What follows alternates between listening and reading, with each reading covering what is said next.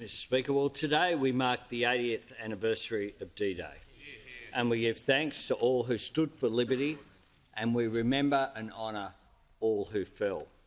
I'm pleased to inform the House that the Governor-General, David Hurley, and Mrs Hurley are in France representing Australia at the commemorations, and I spoke to them yesterday, and indeed this is a remarkable occasion where many former veterans as well, not just from Australia, but from the Allied forces are gathering today. D-Day was an unprecedented feat of collective willpower and daring, the free world's decisive reply to the poison of Nazi tyranny. It rightly holds a place in our collective hearts as one of the most extraordinary turning points in global history, and it turned on the courage of nearly 160,000 soldiers, sailors, aircrew and medics on that first day alone.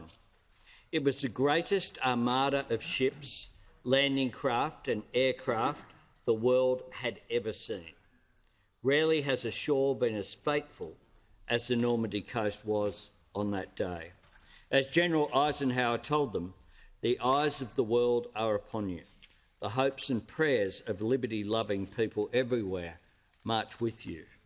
They carried those hopes and prayers across sky and sea, and they carried them onto those beaches where they fought in the knowledge that the fate of the world hinged on them.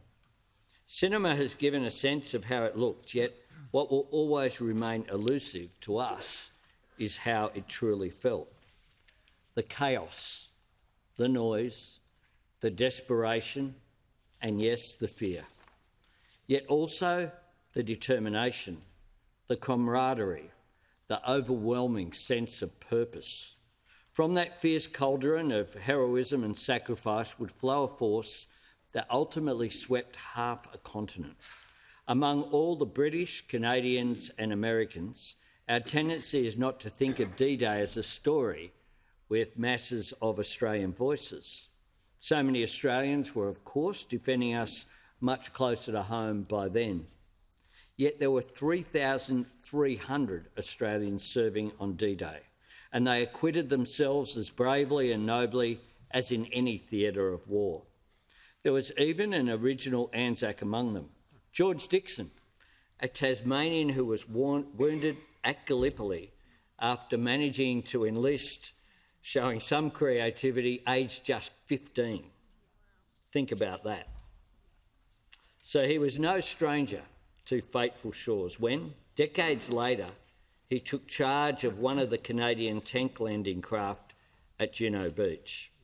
His story is just one of the thousands of those who were there at the beginning of this most extraordinary mission, this headlong drive to lift Europe out of the darkness into which it had been plunged.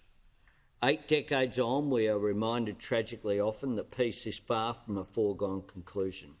Yet as we remember D-Day, we are also reminded about one of the most important truths. Peace is always worth fighting for. On those French beaches 80 years ago, that is the great light those courageous thousands held up for the world, lest we forget. Call to the Leader of the Opposition. Thank you very much, Mr Speaker. Well, I thank the Prime Minister for his fine words, and I join him in commemorating this 80th anniversary of the Normandy landings. There were many turning points in the Second World War: Dunkirk, the Battle of Britain, Pearl Harbor, Stalingrad, Midway, El Alamein, to name but a few. To this day, historians have different opinions about what events marked the end of the beginning and the beginning of the end. But one thing is certain: victory against the German war machine, the defeat of Nazi tyranny and the liberation of Europe would not have been possible without Operation Neptune, the Normandy landings, and Operation Overlord, the Battle for Normandy. D-Day, June the 6th, 1944, was the day of days. Winston Churchill called the vast operation the most complicated and difficult that has ever taken place. He described it as one involving tides, wind, waves, visibility both from the air and the sea standpoint, and the combined employment of land, air and sea forces in the highest degree of intimacy and in contact with conditions which could not and cannot be fully foreseen. Churchill said, "Thank God we enter upon it with our great allies, all in good heart and all in good friendship." What can be forgotten is that Operation Overlord was years in the making. Supreme Commander General Dwight D. Eisenhower said, "This operation is planned as a victory, and that's the way it's going to be." Indeed, no effort was spared in planning, arms build-up, training, secrecy, and one of the most sophisticated deception operations in military history, Operation Fortitude. Hitler kept some of his best forces in Norway and around Calais and awaited an Allied invasion that would never come. D-Day saw a combination of nighttime airborne drops behind enemy lines to secure key crossroads, causeways and bridges, pre-assault bombardments of the German defensive positions and 5 beach landings. By the end of the day, more than 155,000 Allied troops had secured a foothold in Normandy, from which they would go on to win the war in Europe. But the first day of the Great Crusade, as Eisenhower called it, came at a terrible cost, with more than 4,400 Allied troops killed.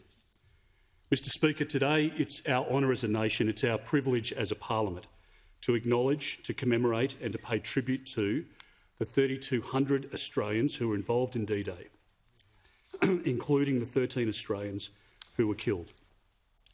By extension, we pay homage to the thousands more Australians who helped to liberate Europe from tyranny following D-Day, and the hundreds killed over the course of the campaign. Those who served and sacrificed in the Second World War were truly the greatest generation. So many young men set aside their futures to ensure the future and freedom of others. On the Normandy beaches, some didn't make it 1 foot out of their landing craft. In the skies above Normandy, some didn't make it out of their aircraft. So many more fought and fell on European soil in the days and months that followed. Others made it all the way from D-Day to VE Day, returning home from the horror of war to find what peace they could, each in their own way. On this 80th anniversary of D-Day, we are reminded that democracy and freedom are neither the result of luck nor natural occurrence.